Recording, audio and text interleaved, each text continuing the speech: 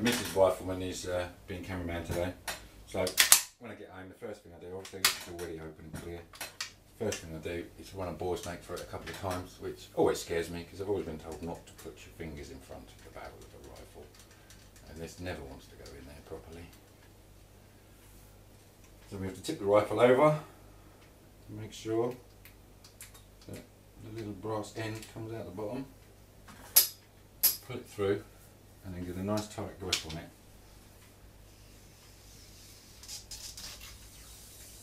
I'll run that through twice,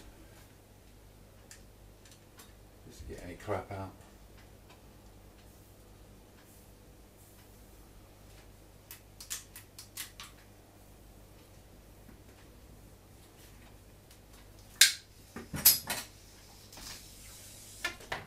And that's the barrel. So we take one of these, and a tin of this, and we spray the toothbrush with the WD-40. We don't spray the WD-40 on the magazines or on any part of the gun. And then you just basically give it a little rub off. And that should clean most of the powder residue off and anything else that's got on there, dead insects and the like.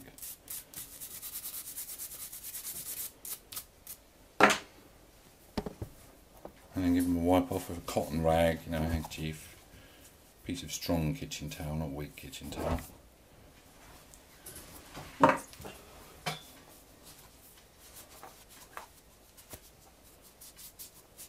I've only got two at the minute, but some nice person's bought me some more for Christmas, haven't they? Yes, Dad. And that's the magazines. That's all I do to the magazines. I'll give this another spray. Don't have to follow them this time. Flick the excess off, and then what I normally do, this is going to be difficult to film, but I go inside there and just have a quick mush around. Look, my stock screw's completely loose. Oops. And I have a quick mush around in there with the brush, just to clean anything loose out, and then get in there with my finger on here and wipe off whatever's left. Most of the WD-40 will burn off the first time you pull the trigger anyway. So that's normally where I stop, but today I'm actually going to strip the whole thing down. We'll take the stock off, we'll take the trigger group out, and we'll take the bolt out and the bolt arm, whatever it's called. So we strip the whole thing down. We'll get the stock off first. We can actually find the bloody. There it is. And take the stock off.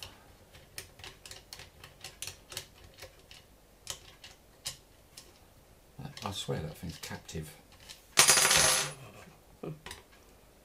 This is where the fun starts, because when you undo this one and take this one off, the whole thing goes.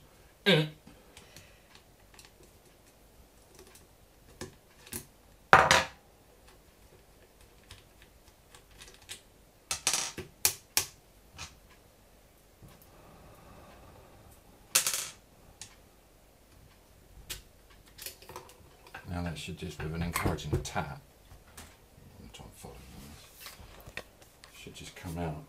We have to get the safety in the middle, which is always a nightmare.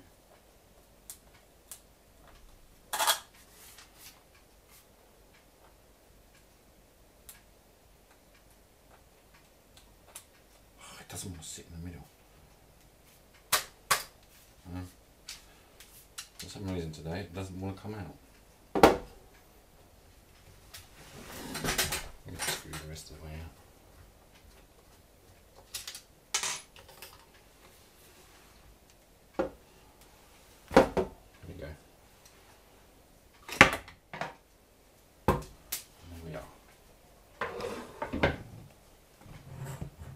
There's the tiny, skinny, but functional piece of a rifle. So I'll have the stock out of the way. There goes my bolt stop. Falls out every time. I'm going to take the two pins out that hold the trigger group in.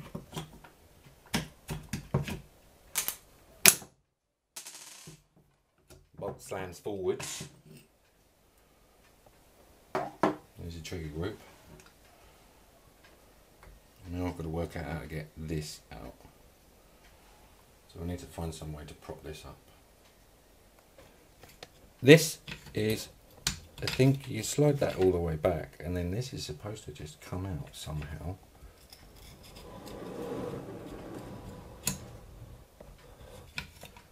But that to me, yeah, there we go.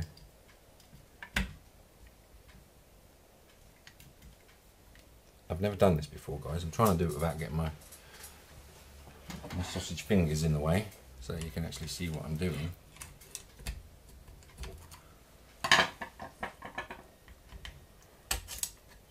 Right, so you can see the bolt handle slid back forwards again now, so that's come unlocked from wherever it's supposed to.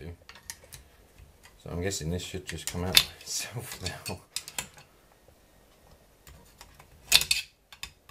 Obviously you need to be careful if you're going to use a tool like this not to snap things off.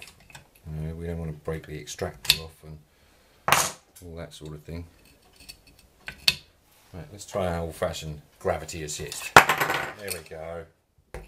That's nice and easy. So we now have all of the parts.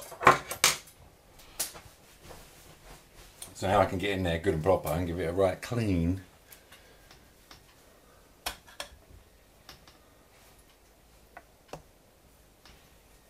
I'm just trying to keep my head out of the way of the light. He wants to focus on your fingers. Yes.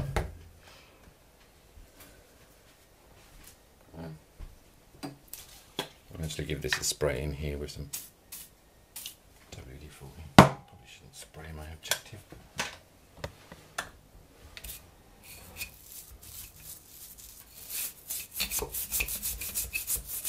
Now I don't use one of these super bendy toothbrushes used deliberately, it's just that's the toothbrush I use, so I use that one.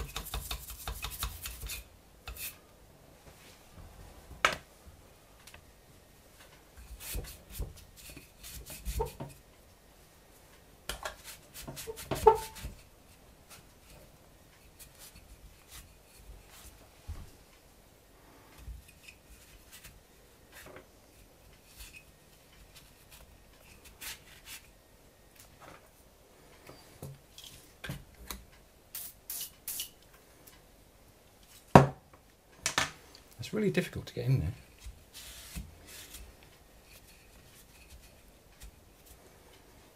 Let's try a different brush. So I've got a coarse paintbrush that should get in there. Should get in there a bit better. I mean, also maybe soak some of the WD-40 up. That seems to be coming out much cleaner now.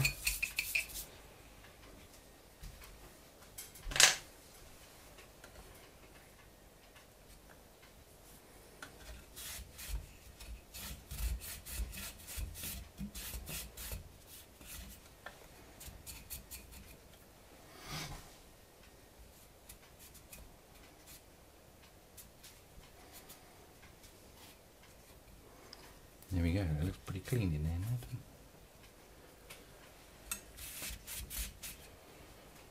it? Now we'll clean these bits off.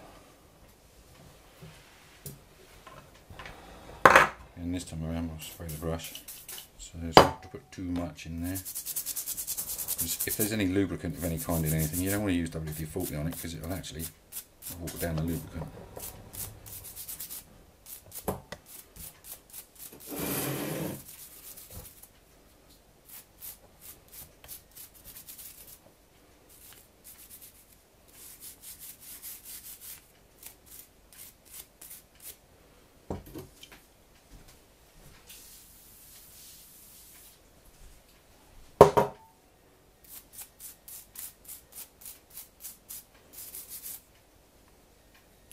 So I guess that's the firing pin. Yeah. So the hammer inside the trigger group strikes on there and knocks that firing pin forward. It goes forward a 2mm. Tiny. And this is the ejector. and basically flips the cartridge out. So I think if you were to look at the way it sits in the gun, it sits in that way up. This slides backwards and forwards and pushes the hammer back. You can see the surface is polished there where it hits on the hammer on the way back. So that probably, trying to get it the right way up, probably sits something like that inside the gun, so that when the hammer strikes forwards, it hits the firing pin. So you can see how the inside of it works now. Just didn't know.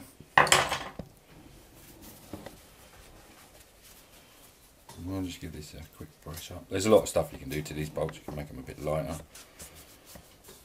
Change the headspace in there. But I've never cleaned it this far down before. It wasn't as dirty as I thought it would be.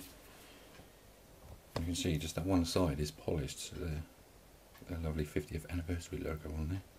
The other side looks like dog shit. It's actually got a tree grain on it. See? Oh, I guess that's the retaining pin for the firing pin. So there must be a retaining pin around here somewhere for the ejector as well. Quite where, I don't know. But that's it.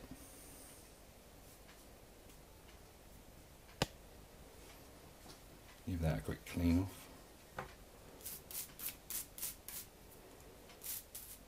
Like anything mechanical, it's filthy, dirty, oily. Let me clean this all up and work out where that sits. There you go, that was easy. So that's how it sits inside the rifle. So it slides in there like that. We have to try and pull this all the way back. That's going to be fun.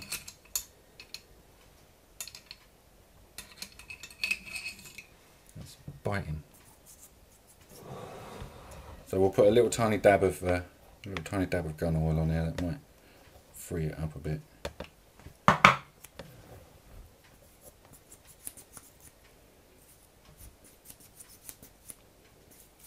don't think it's going to. And then when we slide back in here, hopefully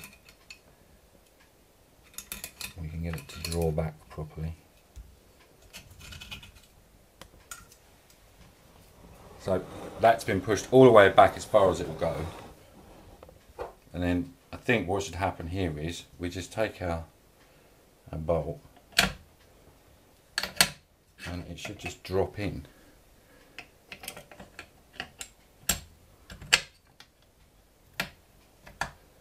And pick up on the way through. There you go.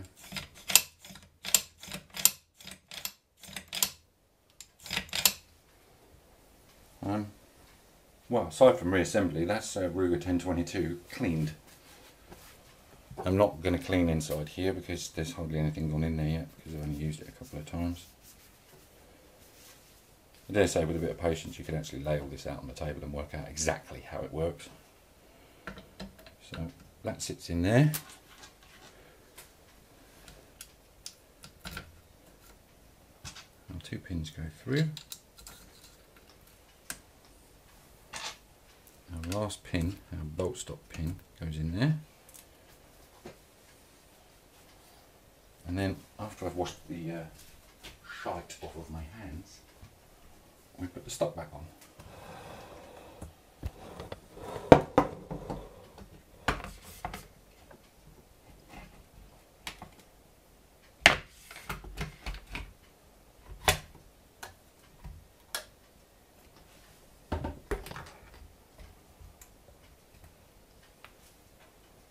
Then we find our bolts and away we go. And put this one in first.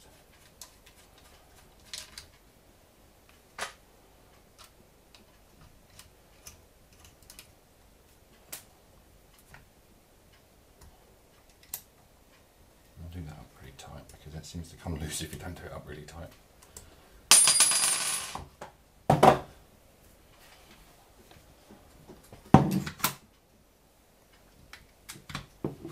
rifle open so we know there's no bullets in there. And last but not least, put the ridiculously weak barrel band on.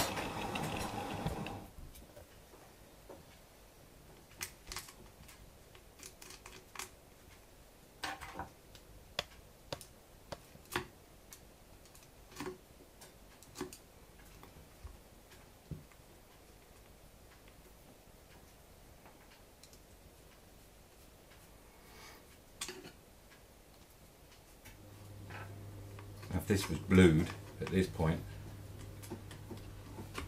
ow, I'd try not to stab myself with a screwdriver. At this point, if this was blued, I'd take a rag that's been soaked in some gun oil and I'd go all over the blue part, all over the blue metal everywhere to protect it. But this isn't blued and it's now very clean. And believe it or not, just putting that little tiny bit of oil on there has made that bolt feel so much better.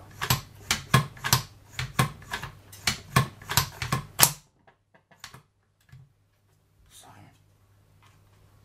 we'll make it safe so that Mrs. Rifleman knows there's no bullets in it when she goes in the cupboard. And it can go back in its hidey hole for a few days.